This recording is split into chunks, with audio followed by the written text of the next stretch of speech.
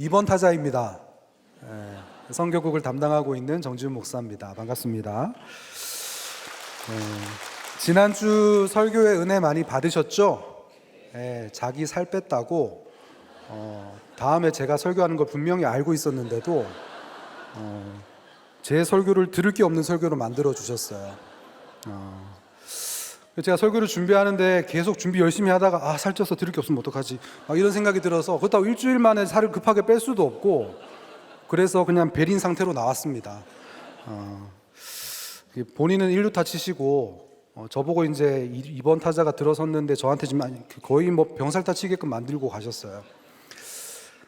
뭐 살찐 사람 설교도 들을 게 있습니다, 여러분. 이렇게 아멘. 아유 그렇게 외치지는 못하겠고, 저도 참 적용이 안 되는 사람이라서 너무 죄송합니다. 권사님, 한 달만 더 시간을 주시면 제가 어떻게 적용을 한번 해볼 수 있지 않을까. 오늘은 선교국 헌신 예배로 드려집니다. 이렇게 올해 해외 15개국의 선교지, 그 다음에 국내 청년국과 목양국 총 45개 정도의 선교지로 이렇게 진행되고 있습니다. 근데 가보니까 매주 이렇게 목장에서 양육을 받으셨던 것들이 빛을 발하시는 것 같아요. 나눔도 너무 잘하시고 무엇보다도 밥이 맛있습니다. 그래서 그 현지에 있는 교회에 있는 한 목사님은 좀 긴장하시고 좀 그러셨는데 우리들 교회 성도님들이 가셔서 해주시는 밥을 드시고 마음이 열리셨대요. 그러니까 여러분, 밥은 거짓말하지 않거든요. 권사님, 밥은 거짓말하지 않습니다. 참 이름도 모르고 얼굴도 뵌 적 없는 권사님 누군지 너무 뵙고 싶어요. 이렇게 여름 띵크트립이 진행되고 있는 이 시점에 큐티 본문이 느헤미야라는 것이 또 우연이 아닌 것 같습니다. 이미 지난주일 본문 느헤미야 6장에서 성벽 재건은 완성이 됐어요. 그러면 자, 이제 모든 역사가 끝났습니다, 짝짝짝 하면서 느헤미야가 끝나도 될 것 같은데 계속해서 느헤미야서가 이어집니다. 그 이후로 이스라엘 백성들이 이제 성벽이 재건되고 난 이후에 바벨론 포로에서 돌아온 이스라엘 백성들이 어떻게 살아야 하는지를 계속해서 기록하고 있어요. 그래서 6장 이후를 보면요, 먼저 바벨론 포로에서 돌아온 사람들의 이름을 부르고 또 이름을 기록합니다. 우리로 치면은 우리들 교회 등록 카드 쓰는 거죠. 그 다음에 학사 에스라를 불러서 큐티 페스티벌을 해요. 그리고 그 말씀을 듣고 회개하고 적용합니다. 그리고 하나님과 다시 견고한 언약을 세우겠다고 하면서 오늘 본문 앞절에 있는 10장 1절부터 27절까지를 보면요, 총 84명의 이스라엘의 지도자들, 제사장들, 레위인들이 거기 이름에 서명을 하고 임봉을 하는 장면이 나와요. 그 다음에 오늘 이 본문은 그 이후에 그러면 어떤 적용을 하면서 살겠습니다라고 고백하는 본문이 바로 오늘 본문입니다. 그런데 오늘 본문에서 가장 많이 반복되는 단어가 우리 하나님의 전이에요. 우리 하나님의 전을 위하여. 그냥 하나님의 전도 아니고 우리 하나님의 전이라고 그래요. 오늘 우리 하나님의 전을 위해서 어떤 적용을 하면서 살아야 하는지 함께 묵상해 보길 원합니다. 첫 번째로 우리 하나님의 전을 위하여 가정을 거룩하게 구별해야 합니다. 30절입니다. 우리의 딸들을 이 땅 백성에게 주지 아니하고 우리의 아들들을 위하여 그들의 딸들을 데려오지 아니하며 라고 해요.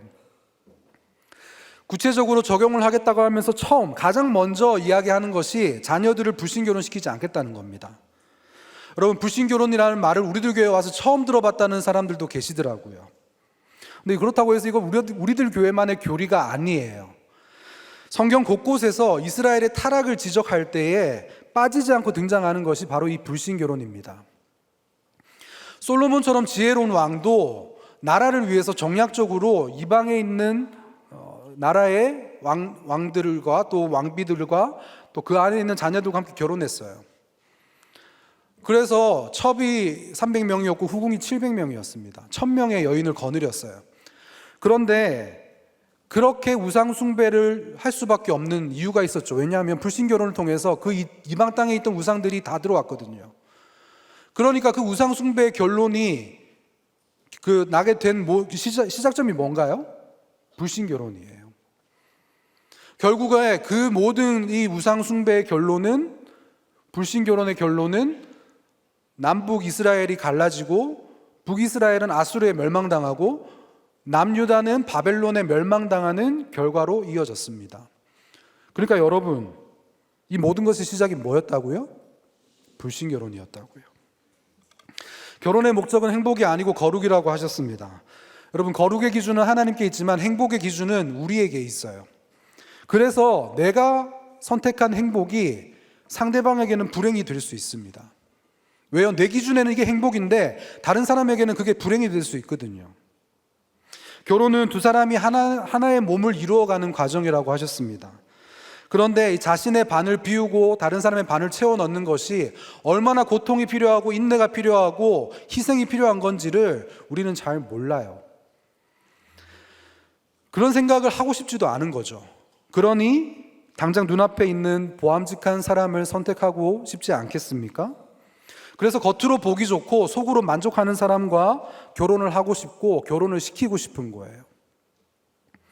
여러분, 거기에 믿음이라는 이 선택지가 얼마나 방해가 되는지 모릅니다. 한 청년이 저에게 이런 질문을 했어요. 목사님, 왜 모든 것을 갖추고 성격도 좋고 얼굴도 좀 괜찮고 돈도 있는 청년들은 다 교회 밖에 있을까요?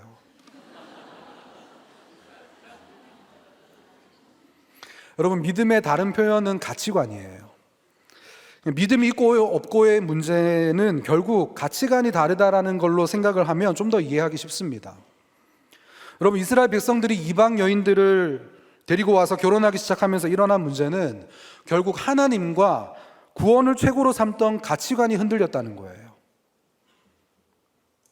그들 스스로 얼마나 하나님의 백성이라는 자부심과 자존감을 가지면서 살았습니까? 그러면서 이방인들을 엄청나게 무시했잖아요. 그런데 불신 결혼을 하면서 세상과 점점 타협을 해요. 그리고 타협을 하고 있는 자신의 모습을 합리화합니다. 그리고 결국에는 하나님 나라의 가치관을 버리고 이 세상의 가치관을 따르기로 선택을 하는 거예요. 이스라엘 백성들을 욕할 필요도 없습니다. 누구도 예외가 없는 이야기거든요. 앞서 말한 한 청년이 소개로 한 남자 청년을 소개를 받았답니다. 대화도 잘 통하고 유머 코드도 맞고 성품도 좋고 적당히 재력도 있고 또 사회적인 지위도 좀 있었대요. 여러분 같으면 결혼을 시키시겠습니까? 안 시키시겠습니까?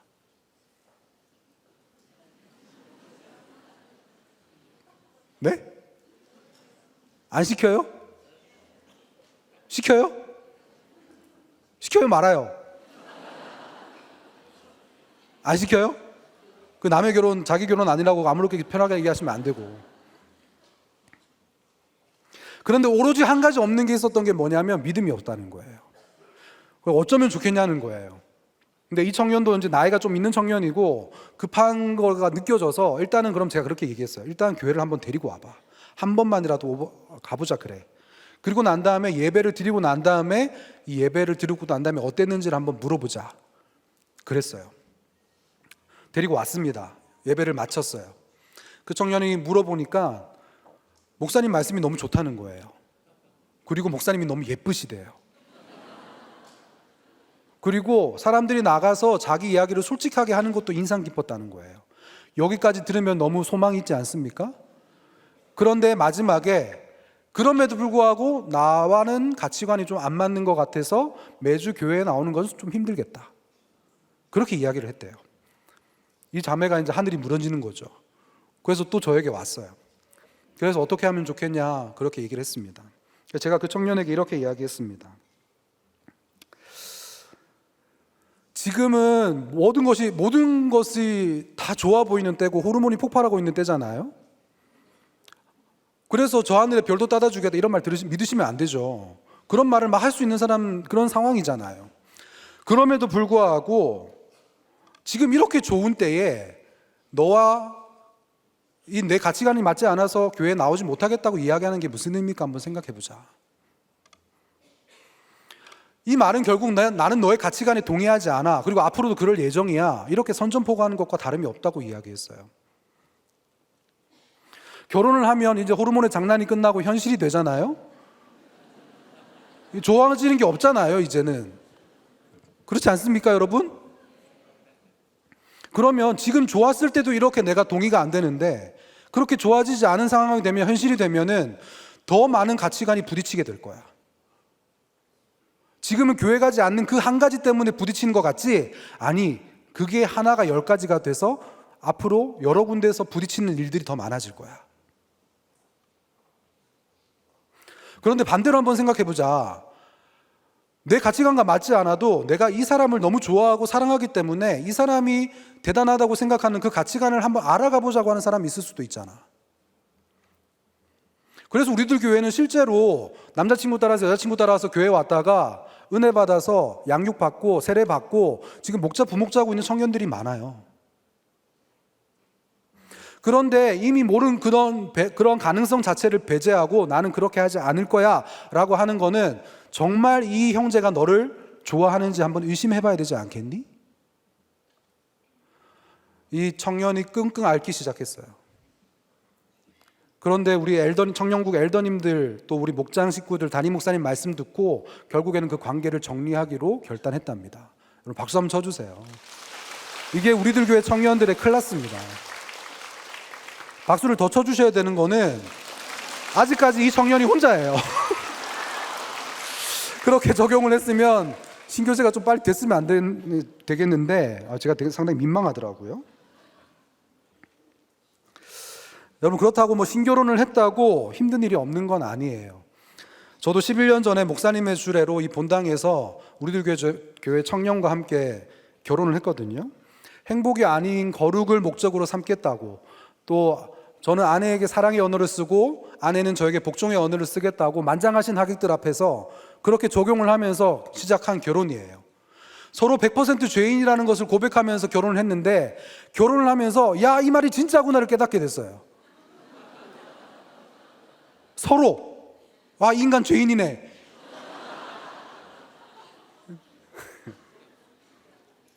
모든 문제를 직면해야 되는 게 제 아내예요. 근데 저는 모든 문제를 회피해야 되는 사람이 저거든요. 그러니까 말이 안 통하는 거예요. 사소한 갈등이 있어도 이게 거대한 문제로 불거지더라고요. 근데 더 문제가 뭐냐면 부부 목장을 가잖아요. 그러면 매주마다 제 아내가 우는 거예요. 아니, 자기는 목장인데 전 직장이잖아요. 그러면 거기 있는 우리 같은 목자님들, 우리 집사님들이 뭐라고 생각하시겠냐는 거예요. 아, 저기 목사님 가정인데 우리 사모님 매주마다 와서 우시는데 도대체 저 목사님은 어떤 분인가? 그리고 저 목사님을 사역자로 쓰는 우리들 교회는 이상한 교회 아닌가? 이렇게 생각하지 않으시겠냐고. 저는 막 그런 게 너무 막 그런 거예요, 생각이. 그래서 제가 심지어는 울고 있는 아내한테 당신 그 우는 걸로 혈기 내는 거야, 그렇게 얘기했다가 지금까지 욕을 먹고 있습니다. 하루는 목장 나눔을 하다가 사실 제가 이제 뭐 집안일 제대로 못 도와주고 이런 것들이 좀 있어요. 그런데 이제 그런 거가 이제 안 되는 제 자신에 대해서 좀 이렇게 안타까워하면서 한 나눔이 있습니다. 저희 아버지가 부산 사람이어서 저희 아버지가 부엌에 들어가서 뭘 하는 걸 본 적이 없어요. 저는 이 말을 사실 그렇게 보고 배운 게 없어서 저도 못하는 이 태생적인 한계가 있는 것 같다, 그런 이야기를 했는데 갑자기 그 얘기를 듣더니 제 아내가 소리를 꽥 지르면서 그럼 너도 부산 사람인데 앞으로 계속 부엌에 안 들어오겠다는 얘기냐, 그걸 그렇게 해석을 하더라고요. 구속사도 아니고 세속사도 아니고. 어떤 분이 이건 가정사라 그러시더라고요.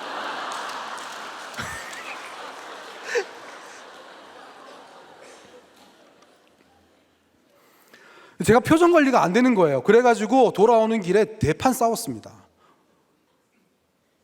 그리고 집에 오자마자 제가 짐을 싸서 가출했어요. 갈 데가 없어서 기도원에 갔습니다. 목사님이 가출하셔서 기도원 가셨다는 생각이 나서. 나중에 이 사정을 다 알게 되신 저희 그때 부부목장 목자님이 전화가 오셨어요. 그렇게 이야기하십니다. 아유, 목자가 이런 상황도 모르고 정말 죄송합니다. 그렇게 이야기를 하시는데 저는 목사가 이런 상황을 만들어서 너무 죄송합니다. 여러분, 갈등이 없지 않아요. 날마다 갈등 충만해서 성령 충만할 일들이 너무 많습니다. 그런데 여러분, 신결혼을 했을 때 가장 중요한 차이점이 뭔지 아세요? 서로의 감정과 기분보다, 다시 말해서 행복보다 더 높은 가치관인 거룩이 있다는 거예요. 이게 뭐 대단하게 거창한 이야기가 아닙니다. 저는 그래서 저와 아내는 그렇게 싸워도 주일 설교를 듣고 화해했어요. 그 다음에 목장 가서 사과했습니다. 목장에서는 늘 직면해야 직성이 풀리는 제 아내에게 목사님을 위해서 3일간을 기다려주라고 처방했어요. 그리고 늘 회피만 해야 되는 저에게 목사님은 3일을 넘기지 마세요. 세상 어디에서 이런 처방을 하겠습니까? 그런다고 해서 안 싸우겠어요? 똑같이 싸워요. 그런데 그 처방을 들었잖아요. 3일 넘기지 말라. 이게 묘하더라고요. 여러분, 3일이 다가오면 다가올수록 마음이 조급해지기 시작해요. 이틀이 넘어가고 이제 나가야 되는데 어떻게 해야 되나? 그렇게 하면서 결국에는 그게 제가 이렇게 3일 만에 문을 열고 나가게 되더라고요. 그게 이틀로 줄었고 지금은 하루 안에 모든 게 해결이 되는 상황까지 왔습니다. 그러면 10년이 넘는 그 결혼 생활 동안 저 유산도 한번 겪었었고, 그 다음에 제가 2번의 치리를 받는 사건도 있었어요. 그 다음에 또 공황장애 발작이 또 재발되는 그런 사건들을 겪었어요. 그래서 지금은 사실은 전우에 가까운 사랑을 하고 있습니다. 어떤 청년이 저에게 물어봤어요. 목사님, 지금도 사모님을 보면 마음이 그렇게 뛰시나요? 그래서 제가 그렇게 얘기했어요. 지금 내가 10년이 됐는데 아내를 보면서 심장이 뛰는 것은 부정맥이야. 그럼 병원 가봐야 될 일인 거고, 하지만 그리스도의 군사로서 서로 사랑하고 있어. 전우회니까요. 여러분, 하나님의 전을 위해서 우리는 이 가정을 거룩하게 구별해야 돼요. 늘 우리의 배우자와 자녀, 우리 가정이 이 말씀의 가치관에서 벗어나지 않도록 적용하는 데에 힘쓰셔야 되는 거예요. 여러분, 성벽이 회파된 것은 이미 가정부터 회파되었기 때문이에요. 그것을 회복하려면 어떻게 해야 될까요? 늘 우리 자신을 먼저 말씀과 공동체 속에 두어야 합니다. 악하고 음란한 세상 속에 두면 안 돼요. 우리가 어떤 선택을 하는지가 너무 중요합니다. 우리 배우자와 자녀들을 말씀과 목장이 있는 곳에 데려다 놓으셔야 돼요. 우리 자녀들을 꼭 큐티 페스티벌 보내셔야 되고 교회에 앉혀 놓으셔야 돼요. 부모가 어떤 선택을 하는 것을 보여주는 것이 최고의 신앙 양육입니다. 아까 우리 안미정 집사님 간증하셨지만, 우리 안미정 집사님 아이들과 저희 아이들이 친구들이거든요. 그래서 우리 민백기 목자님이 천국 가셨을 때 함께 우리 장례식장 가서 천국 환송 예배를 드렸어요. 그런데 수많은 우리 성도님들 오셔서 위로하시고 함께 울어주시고 또 함께 웃으시고 그러면서 이렇게 그 시간들을 보냈는데, 제 딸이 거기를 다녀왔잖아요. 근데 제 딸이 갑자기 밤에 자는데 이런 얘기를 해요. 아빠, 나는 아빠 장례식장 꼭 갈 거야. 야, 그래가지고 이게 너무 당황스러운 말이잖아요. 그래서 제가 너무 당황해가지고, 그럼 안 올라 그랬어? 그랬어요, 제가.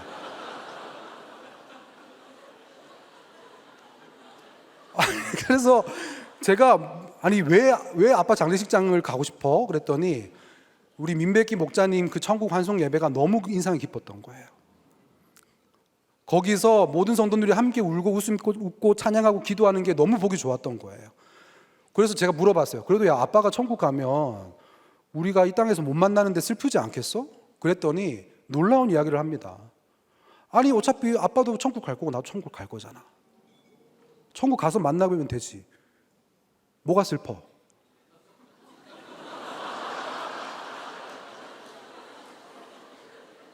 대단한 신앙 고백인데 되게 기분이 이상하더라고요. 자기가 무슨 말을 하는지도 몰랐겠죠. 그러면서 큐티는 더럽게 하기 싫어합니다.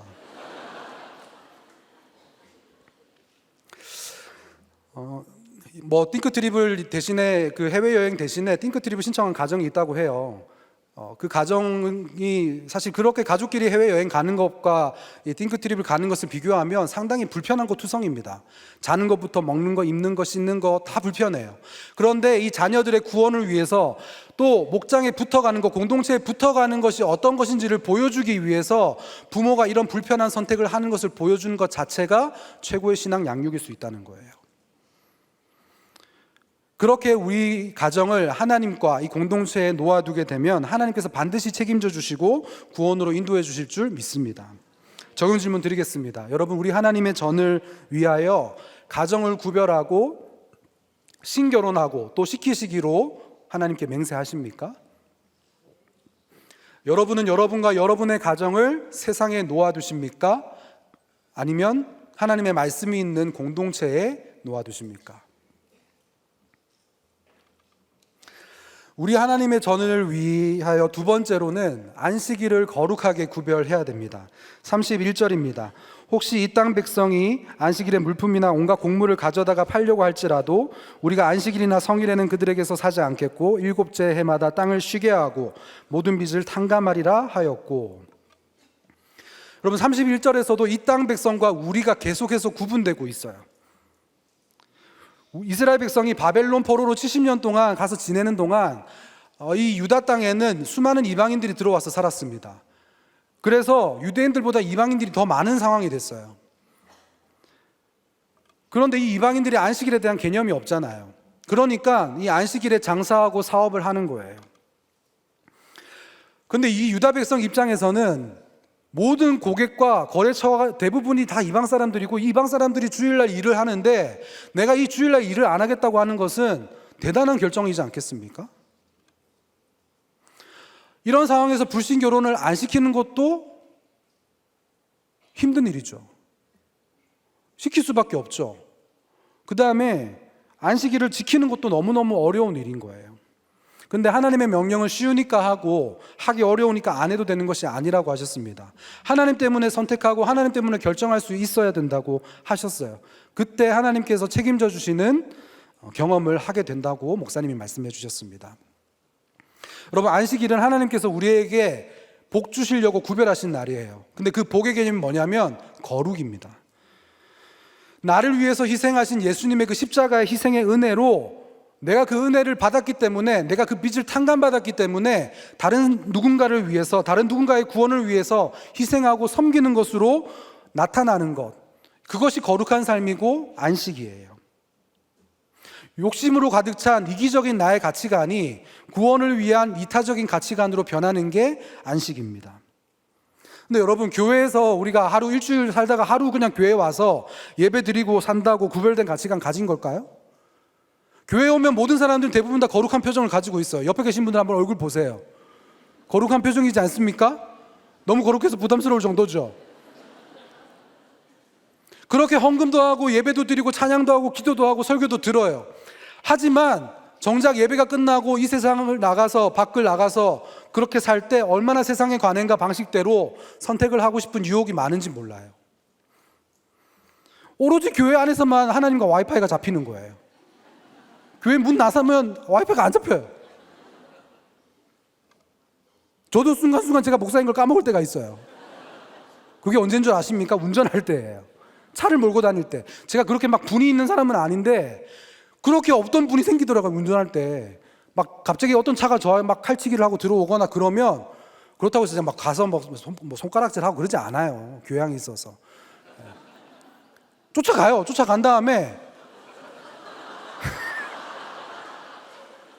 그냥 한번 싹 째려봅니다.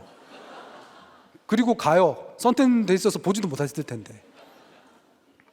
그 모습을 보면서 제 아내가 이런 얘기를 해요. 아우, 당신 아버지랑 똑같아. 그러면서 그냥 거기서 마무리하면 될 텐데 마지막에 한마디를 더 붙이는 거예요. 니네 아버지는 돈이라도 잘 벌지. 여러분, 이러니까 전쟁을 안 하겠습니까? 제가 싸우자는 거죠. 이거는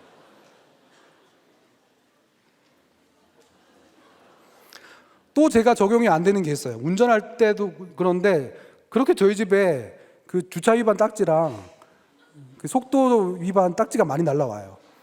이번 주에도 하나 날라와서 제 아내가 저한테 주문을 했어요. 이거 안 하겠다고 적용해라, 설교 때. 그렇게 제가 적용을 강제로 당하고 이렇게 이야기를 했는데, 그것도 아까 일부에는 제가 깜빡해가지고 이걸 빼먹었어요. 근데 제 아내가 갑자기 바로 연락이 왔습니다. 뭐 설교 은혜 받았다 이런 얘기 전혀 없어요. 빼먹었더라?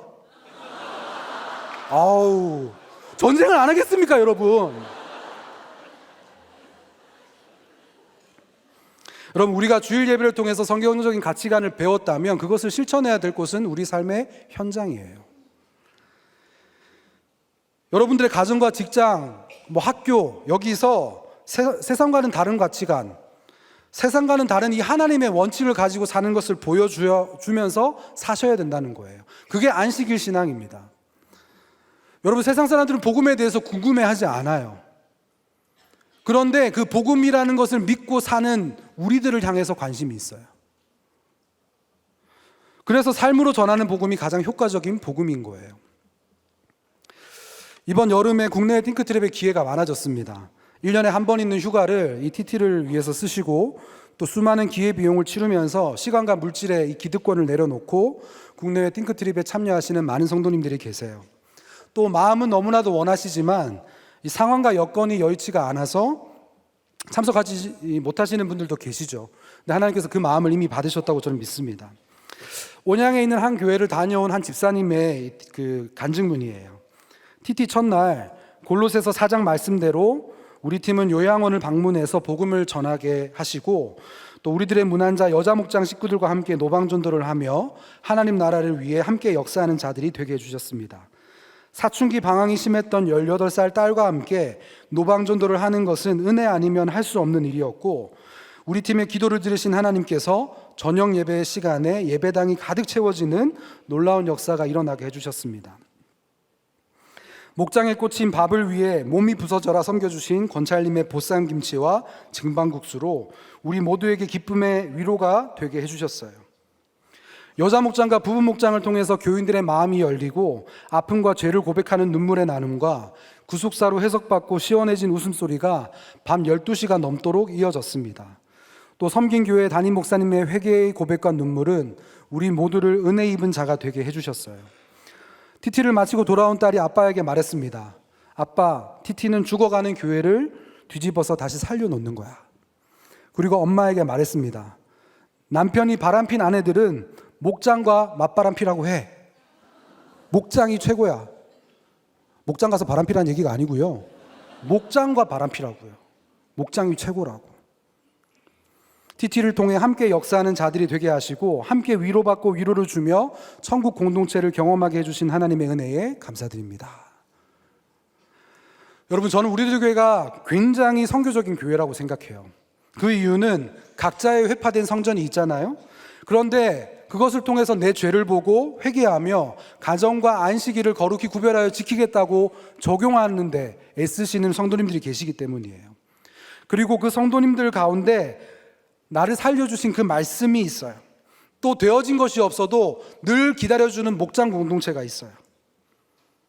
이미 하나님께 그 빚을 탕감받았던 우리 성도님들이 자신이 받았던 그 은혜를 전하러 가시는데 여러분, 삶으로 전하는 복음이 바로 이런 복음이 아니겠습니까? 여러분, 안식일에 장사도 못하게 했어요. 그 다음에 7째 해에는 사실은 그때만 해도 이 땅에서 모든 소산물이 나왔잖아요. 근데 땅도 쉬게 했습니다. 그 다음에 받아야 될 빚이 있는데도 그 빚을 탕감하게 했어요. 이것이 얼마나 대단한 적용인 줄 아시겠습니까? 그런데 어떻게 이렇게 적용을 할 수 있을까요? 이렇게 쉬운 적용이 아닌데 말입니다. 손해가 극심해 보이는 적용이잖아요. 그런데 이런 적용이야말로 하나님 나라의 계산과 세상의 계산이 다른다는 것을 보여주는 거예요. 여러분, 세상의 계산은 모든 것이 우리 안을 향해요. 나를 위해서 쌓고 세우고 다 얻어야 되고 뺏어야 되고, 이것이 세상의 계산 방법입니다. 근데 여러분, 하나님 나라의 계산 방법은 다 밖을 향해요. 내가 받은 안식, 내가 탕감받은 그 은혜 때문에 그 감사의 신앙 고백으로 하나님께 드릴 것이 있고 사람들에게 나눠줄 것이 있는 이타적인 삶을 살게 되는 것, 이것이 바로 이 안식일 신앙을 회복하는 거고 우리 하나님의 전을 위하여 사는 것인 줄 믿습니다. 적용 질문 드리겠습니다. 여러분은 안식일을 거룩하게 구별하여 지키고 계십니까? 이기적인 사람이었던 내가 이타적인 사람으로 좀 변했다, 이런 이야기를 좀 들으시나요? 믿지 않는 가족과 지체들에게 내가 살아난 간증으로, 내 삶으로 이 복음을 잘 전하고 계십니까? 세 번째로, 우리 하나님의 전을 위하여 하나님께 드릴 것이 있고 사람들에게 나눌 것이 있어야 합니다. 32절부터 39절까지 내용을 보면 성전의 제사를 위해 드리는 성전세, 그 다음에 제단을 위해 필요한 나무 패는 일들, 수고, 그리고 11조를 드리는 적용을 하는 내용이 기록되어 있어요. 그런데 여기서만 우리 하나님의 전이라는 표현이 9번이나 나옵니다. 여러분, 율법적으로 세금 내듯이 헌금하고 내가 인정받기 위해 헌신을 하는 게 아니에요. 그곳이 우리 하나님의 전이기 때문에 신앙 고백으로 기쁨으로 드리겠다는 거예요. 우리의 죄 때문에 성벽과 성전이 회파되는 심판을 당할 수밖에 없었지만, 그래도 하나님께서 바벨론 그 포로 기간 동안 우리를 신실하게 지키셨고 다시 이 땅으로 돌이키게 하셨다라는 그 신앙 고백을 담은, 그것이 바로 우리의 헌신과 수고와 예물이 되어야 된다는 거예요. 여러분, 요아스가 성전을 수리했습니다. 느헤미야도 성벽을 재건했어요. 겉으로 보면 똑같이 대단한 영적인 일을 해낸 것처럼 보입니다. 근데 우리가 목사님의 설교를 들어서 알지만 그 안을 들여다보면요, 그 내용이 조금 다르잖아요. 교훈을 받는 동안에는 이 요아스가 여호와 보시기에 정직히 행했다 그랬어요. 그런데 이 교훈을 떠나기 위해서 선택했던 것이 성전수리였습니다. 없애야 될 그 산당 제사는 안 없애고 자기의 그것을 업적을 더 보이기 위해서 성전수리라는 카드를 내밀었던 거예요. 그런데 여러분, 느헤미야는 성벽을 재건하는 그 순간부터 하나님께 기도하는 것을 멈추지 않아요. 계속해서 기도합니다. 아무리 외적으로 이 성전 수리를 잘해도, 성벽 수리를 잘해도 우리의 마음의 성전이 회복되지 않으면 또다시 무너질 일밖에 없다는 것을 이 느헤미야가 알지 않았겠습니까? 요아스의 성전, 그렇게 수리했던 성전이 무너진 것을 이 느헤미야가 봤잖아요. 그래서 이 느헤미야는 성벽 재건을 위해서 썼던 그 성경의 분량보다 성벽이 재건되고 난 이후에 어떻게 살아야 되는지에 대한 분량을 더 많이 할애해서 쓰고 있어요. 여러분, 요아스는 모든 그 수리 과정이 요아스의 뜻대로 되었다 그랬어요. 그런데 느헤미야는 사명감으로 이 성벽 재건을 시작을 했지만 밖으로는 산발락과 도비아라는 사람이 있었고 안으로는 유대 지도자들의 배신과 배반이 있었어요. 그러니 이 성벽이 재건하고 난 다음에 내가 한 것이 아무것도 없고 이것은 하나님의 역사라고밖에 말할 수 없는 신앙 고백이 있었다는 거예요. 요아스는 당장에 급한 자신의 그 야망을 이루기 위해서 원칙을 어겨버리죠. 그런데 이 느헤미야는 무너진 원칙을 세우기 위해서 얼마나 달콤한 산발락과 도비아의 제안을 거절합니까? 그러면서 이 무너진 원칙을 세워가는 게 느헤미야예요. 여러분, 우리가 그 결론을 잘 알지 않습니까? 요아스의 성전은 무너졌어요. 우리도 마찬가지입니다. 우리도 우리의 성전이 무너지지 않으면 하나님의 성전이 무너질 수밖에 없어요. 그래서 우리가 이 무너진 성벽을 재건하겠다, 이렇게 결단하는 것은 이것이 하나님의 백성으로 우리의 정체성을 회복시켜 달라는 신앙 고백과 결단과 의지인 거예요. 오늘 그 결단이 바로 헌금과 수고와 이 헌신으로, 이 구체적인 적용으로 이어지는 것입니다. 저와 함께 호주를 갔다 온 한 자매의 간증을 읽어드리겠습니다. 이 자매님은 성공해서 부모님께 인정받겠다며 미국 유학을 떠났어요. 스펙을 쌓고 세상적으로는 고군분투해서 헐리우드에서 직장을 찾고 화려해 보이는 삶을 살았지만 주위를 타협하고 불신결혼이 죄인지도 모르고 제 우울한 인생을 환하게 해줄 것이라며 남자친구를 만났습니다. 그런데 어느 날 그 남자친구가 권총을 빼어서 제 머리에 대고 위협하는 사건을 겪게 되었고, 그로 인해 저는 우울증과 자괴감으로 자살까지 생각했습니다. 한국에 돌아와서 우리들 교회로 인도함 받게 됐고 10년 넘게 공동체에 붙어가면서 또 믿지 않던 부모님들도 이 교회 뜰을 밟으시는 기적을 허락해 주셨어요. 내 안에 이세벨을 던져버리라는 주일 말씀으로 우상 삼던 직장을 내려놓게 되었고, 그 주일에 부르심에 순종하는 마음으로 호주 띵크트립을 신청했습니다. 그런데 직항 노선이 없는 지역이라서 비행시간만 13시간이 되는 여정일 거다.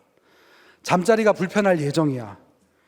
야외에 마련된 간이 샤워 시설에 온수가 넉넉하지 않으니 1인당 5분 이상 샤워는 자제해달라. 이런 설명을 듣게 되었습니다. 이때부터 저는 갈등이 되기 시작했고, 과연 제가 겪어낼 수 있는 여정인지 걱정이 되었습니다. 인간적인 계산으로는 퇴사 후 여유가 있을 줄 알았던 자금 사정이 좋지 않아서 TT 비용이 큰 부담으로 다가왔는데, 기이한 방법으로 주님께서는 타지도 않고 소유만 하고 있었던 차를 파는 적용을 하게 하셨습니다. 겉으로는 경건해 보이지만 실상 나는 어떤 사람인지, 무엇에 가치를 두는 사람인지 저의 숨은 죄가 회개가 되었습니다. 화려한 애굽 직장과 억대 연봉의 끝에 제가 가진 전부가 이 차라는 사실이 목자 되신 여호와를 따르지 못한 제 인생의 결론인 것이 인정되었습니다. 우리가 찾아간 남태평양 교회, 또 언어는 달랐지만 하나 되었던 호주 지역 목회자들 연합기도회, 그리고 현지 어린이들과 함께 말씀을 나누었던 빕스 사역, 또 한인교회에서 전해진 구속사의 말씀, 그리고 매일의 큐티와 식탁 교제를 통해서 여전한 방식으로 역사해 주신 주님이셨습니다. TT 1주차 모임에서 저는 대기업 그만 다니고 교육 쪽으로 전향시켜 주셨으면 좋겠다는 기도 제목을 나누었는데, TT를 마치고 귀국한 다음 날부터 대학교 강사로 일하게 돼서 수준이 낮은 저에게 더 회개하라고 주신 사건임을 알게 되었습니다. 늘 부족한 것이 많았던 이유는 내가 가진 것이 적어서가 아니라 주님을 우리의 목자로 모시지 않았기 때문이었음을 깨닫게 해주신 주님과 함께 울고 웃어주신 공동체에 감사드립니다. 여러분, 39절 마지막에 무엇이라고 하는 줄 아십니까? 그리하여 우리가 우리 하나님의 전을 버려두지 아니하리라. 불신결혼하지 않고 안식일을 거룩하게 지키며 하나님께 드릴 것이 있고 사람들에게 나눠줄 것이 있게 해달라는 이 기도와 적용이 우리 하나님의 전을 지키는 일인 줄 믿습니다. 그것이 설사 내 성벽이 무너지는 사건으로 찾아온다고 할지라도 그것을 통해서 내 영이 세워지는 놀라운 축복으로 하나님이 반드시 지켜주실 것이라는 믿음이 있을 때 우리 삶 곳곳에서 거주할 처소가 세워지게 되는 줄 믿습니다. 적용 질문 드리겠습니다. 하나님께 드릴 것이 있고 사람들에게 나눠줄 것이 있는 삶을 살게 해달라고 기도하십니까? 우리 헌금 예배, 헌금하고 난 다음에 목사님께서 기도해 주시는 이 말씀이죠. 모든 것이 하나님의 것이라는 신앙 고백으로 봉사와 섬길 그리고 11조를 잘 하고 계십니까? 이미 이제 띵크트립을 다녀오신 우리 교회들 또 선교지도 있고 이제 또 앞으로 가실 교회와 선교지들도 있습니다. 그동안 어떤 일들이 있었는지 함께 좀 영상으로 담아봤는데 우리 함께 영상 보고 기도하겠습니다.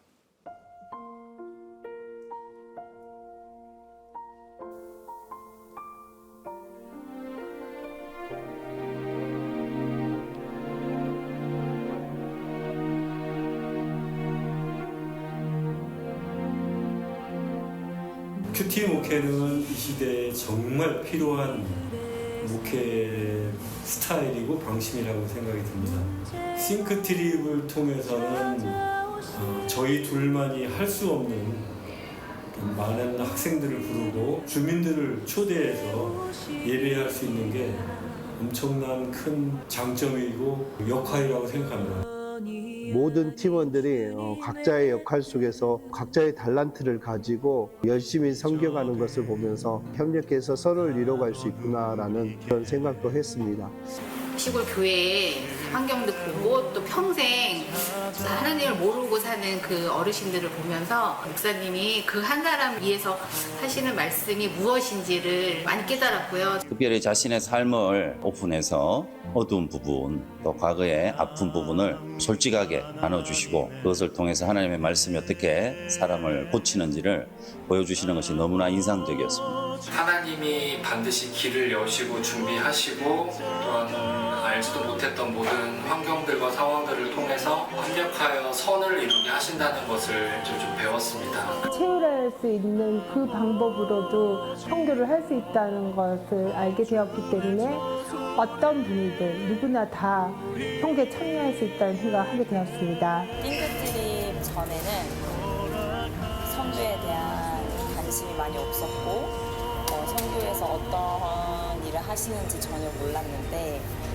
오고 나서는 선교사님들이 어떻게 이제 선교 활동을 하시는지 알게 되었고 선교사님들을 위해서 기도를 많이 해야겠다고 생각을 했습니다. 막상 와보니까 은혜는 또 저희가 다 받는 것 같아가지고 다음번에 참여하고 싶어요. 이번에는 저만 참여했는데 다음에는 권찰도 같이 왔으면 좋겠어요.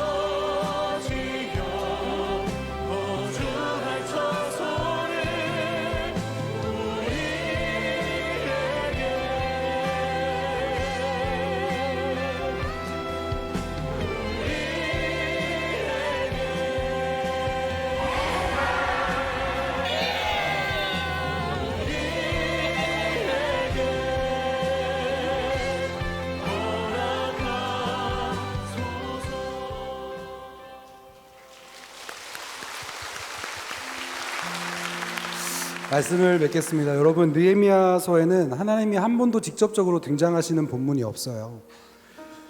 느헤미야의 기도만 있을 뿐입니다. 근데 하나님이 침묵하시는 것 같아 보여도 52일 만에 이 성벽이 재건되는 역사를 통해서 신실하게 응답하셨습니다. 영과 육이 함께 회복되어지게 되는 이 하나님의 역사를 이루어 주셨어요. 올해 우리들 교회 국내외 이 띵크트립을 통해서 또 우리 모든 큐티 페스티벌, 또 우리 모든 성도님들의 목장과 우리 교회의 모든 일들을 통해서 우리의 영과 육에도 이 성벽이 세워져 가고 있는 줄 믿습니다. 그래서 주님이 거주하실 처소가 우리 곳곳에 세워지는 은혜가 있게 될 줄 믿습니다. 우리 함께 찬양하고 기도하겠습니다. 무너진 우리들의 삶에 문제로 찾아오신 주님, 우리를 세우시기 위한 우연이 아닌 주님의 뜻,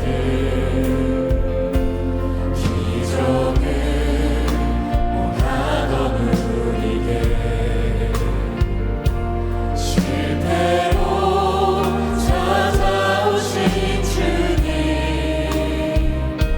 처소를 세우시기 위한 놀라운 하나님의 은혜,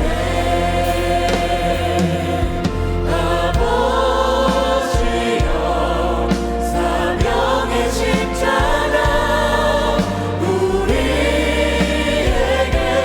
허락하소서. 아버지여 거주의 처소를 우리에게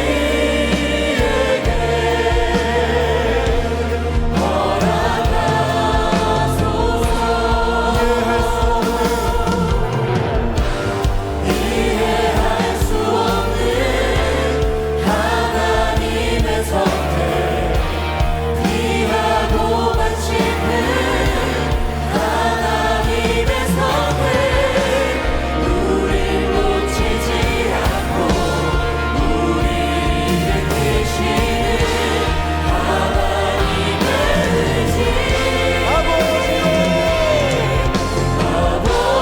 아버지여 사명의 십자가 우리에게 허락하소서.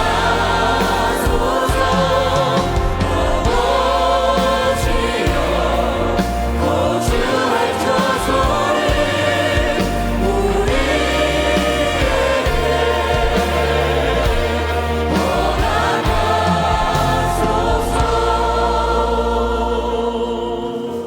여러분에게 회파된 것 같은 성벽은 무엇입니까? 그래서 어떤 것을 재건하고 중수하셔야 됩니까? 아무리 겉모양이 회복되어도 내 속에 이 악하고 음란한 세상의 가치관을 버리지 못하면 지금 잠시 회복되어도 결국에는 무너질 수밖에 없는 우리의 삶입니다. 그것이 얼마나 우리 여호와의 전을 버려두는 것인지 몰라요. 이 시간 기도할 때 주여 무너진 우리의 가정을 회복시켜 주시옵소서. 주여 회파된 우리의 안식일 신앙을 회복시켜 주시옵소서. 주여 우리의 11조 신앙을 회복시켜 주시옵소서. 우리 여호와의 전을 위하여 사명의 인생을 살아가는 저와 여러분이 되게 해달라고 다 같이 주님 이름 한번 크게 부르고 기도하시겠습니다. 주여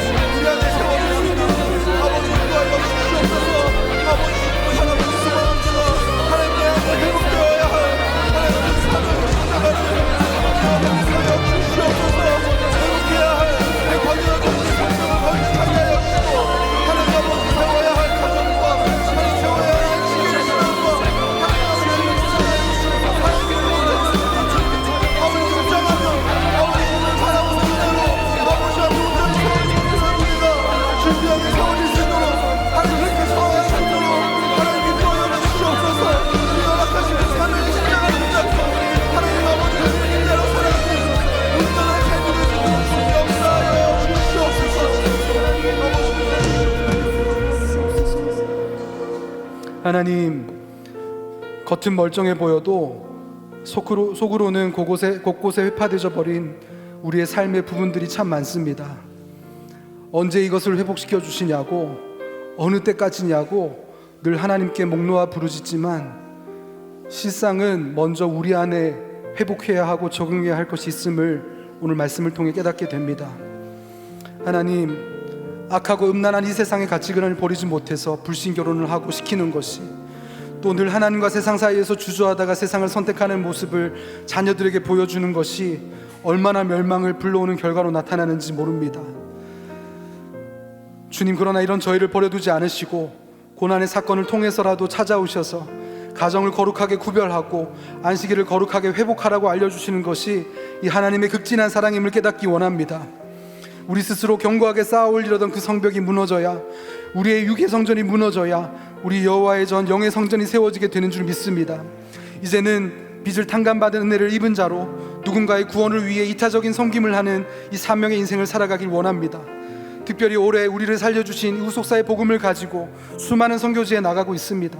이것이 나도 살리고 남도 살리는 역사로 이어지도록 역사하여 주시옵소서. 곳곳에 그는 나보다 옳도다의 구속사의 가치관이 전해지고 가정이 살아나고 교회가 살아나고 나라가 살아나는 성령의 역사가 일어날 수 있도록 인도하여 주시옵소서. 미주 지역에서 목회자 세미나와 말씀 집회로 말씀을 전하시는 이 담임 목사님의 영육을 강건하게 붙잡아 주시고 그 손을 힘있게 하셔서 뿌려진 복음의 씨앗이 30배, 60배, 100배의 열매로 나타날 수 있도록 역사하여 주시옵소서. 이 시간 우리 여호와의 전을 위하여 신앙 고백으로 드리는 예물을 기쁘게 받아주시고 모든 성도님들의 사업과 학업과 프로젝트 위에 기름을 부어주셔서 하나님께 드릴 것이 있고 사람들에게 나눠줄 것이 있는 사명의 인생이 다 될 수 있도록 역사하여 주시옵소서. 예수님의 이름으로 기도합니다.